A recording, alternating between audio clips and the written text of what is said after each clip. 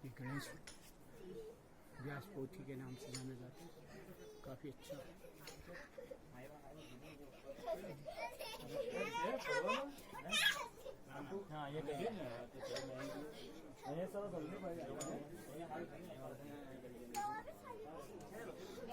व्यास गुफा है।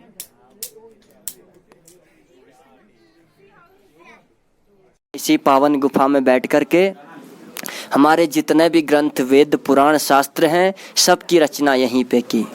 लेकिन महाभारत लिखने के लिए समय की कमी होने के कारण गणेश जी को बुलाना पड़ा, क्योंकि द्वापर का अंतिम समय था और कलयुग आने वाला था। तो गणेश जी ने शर्त रखी कि श्रुते तत्प्राह विघ्नेषु यदि मैं लेखनी क्षणम, कि लिखते वक्त मेरी लेखनी क्षण भर भी रुकनी नहीं चाहिए। रुक गई तो आगे नहीं चलेगी, क्योंकि गणेश जी दोनों हाथों से लिखा करते थे। तो यहाँ से वेदव्यास जी महाभारत बोलते गए और गणेश गुफा में गणेश जी लिखते गए। महाभारत के बाद भी जब वेदव्यास जी को आत्मसंतुष्टि नहीं हुई तो इस स्थान को छोड़ देते हैं और उदास होकर के चले जाते हैं सरस्वती नदी के किनारे, और वहाँ पे जाकर के बैठ जाते हैं। नारद मुनि आते हैं। नारद जी कहते हैं कि भगवान आप इतने उदास क्यों हैं? तो वेदव्यास जी कहते हैं कि मैंने इतने ग्रंथों का लेखन कर दिया, वेद पुराणों की रचना कर दी, तब भी ये चित्त शांत नहीं हो रहा। तो नारद जी कहते कि जब तक तुम पीवत भागवतम रसमालयम, कि जब तक तुम भागवत रूपी उस रस का पान अपने भक्तजनों में नहीं बांटोगे तब तक तुम्हें संतुष्टि नहीं मिलेगी। तो अंत में इसी स्थान में आकर के नर नारायण भगवान को प्रणाम किया, माँ सरस्वती की वंदना की और यहाँ पे आकर के श्रीमद् भागवत महापुराण की रचना की। बोल श्रीमद् भागवत महापुराण की। व्यास जी के पुत्र सुखदेव जी जो 12 साल तक माँ के गर्भ में रहे थे, कहा कि जब तक मुझे श्री कृष्ण के दर्शन नहीं होंगे मैं जन्म नहीं लूंगा। तो कैसे हैं वो आनंद कंद वृंदावन बिहारी जो माँ के गर्भ में भी दर्शन दे देते हैं। बोल वहाँ के बिहारी लाल की। और लास्ट में जो वल्लभाचार्य जी विराजमान हैं वो छत्तीसगढ़ चंपारण्य से 500 वर्ष पहले 11 साल की बाल अवस्था में यहाँ पे आए। तो 500 वर्ष पहले कोई एम्बेस्टर नहीं थी, सम्मू टाटा नहीं थी, पुल नहीं थे, एरो का चिन्ह नहीं था। तो कैसे आए होंगे? कहाँ रह गया छत्तीसगढ़, कहाँ रह गया माणा? वो भी 11 साल की अवस्था में। आज जब हर वक्त के पास अपना साधन है, फिर भी जब गाड़ी छोड़ करके पैदल मार्गों पे चलते हैं तो उनकी हालत कैसी होती उन्हीं को पता होगा।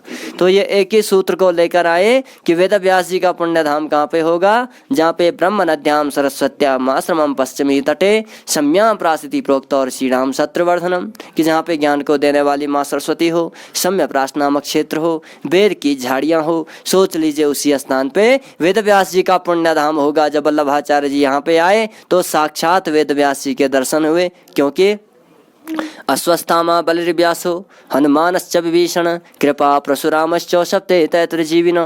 वेद व्यास आज भी अजर अमर है। बोल वेद व्यास भगवान की।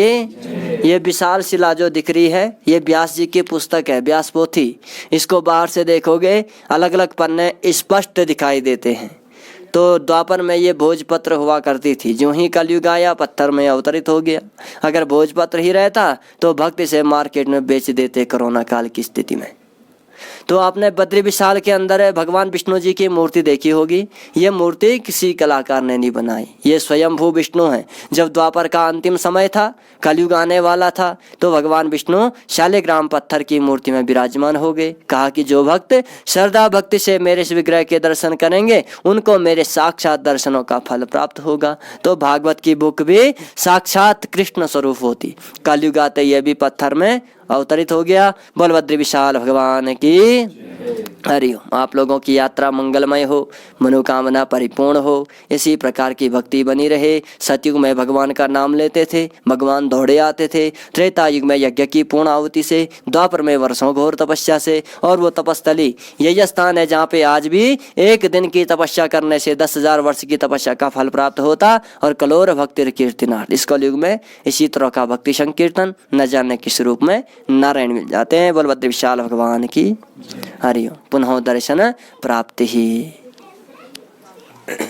आ जाओ टीका लगाओ।